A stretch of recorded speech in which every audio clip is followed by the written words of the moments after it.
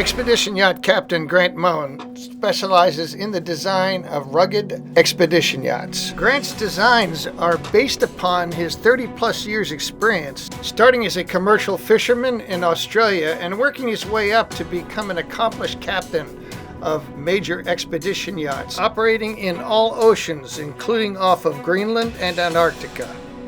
But make no mistake, cruising to remote places on a vessel like the Raven means that you bring your comforts with you. You will find that there are fundamental differences in the capabilities of a rugged commercial hull versus a beefed up luxury yacht that may be marketed as an expedition yacht. Here's a quick look at some of the features. Under the helipad can be an owner's office suite with 300-degree views, an enclosed all-weather tender. The owner and guest observation lounge on the bow is open during good weather and then becomes totally enclosed for rough seas. Above the bridge is another great observation lounge, open air, and above that is what we're calling the skybox. It's 6 decks up above the waterline. The tender and toys garage is cavernous and it opens with a shell door, and just aft is another door that opens onto the spa. This is why we choose the emergency response and rescue vessels as our platforms. These commercial hulls have been built to serve in the North Sea, and they're called standby vessels because they stand by off the oil platforms 365 days and nights a year in the event that there is an accident. Here's what Captain Don Quinn had to say about his emergency vessel when we purchased it 2 years ago in Norway. The purpose of this vessel was emergency response. This vessel can take 300 casualties. In case there's a multi-evacuation of the platforms, we will be in position to recover the casualties. If they end up in the water, we have enough people on board to man both the autocraft and we would come to their rescue. You know, once we go on location, we're there for 28 days. And then the only reason we go to port is for provisions, fuel, water and crew change. And then the vessel comes straight back out to location and resumes standby duties. The maximum sea height I've probably seen on this vessel is probably 14 or 15 meters. It's a good sea boat, it's a good sea vessel. Once you're confident in operating it, that weather is no problem, you know.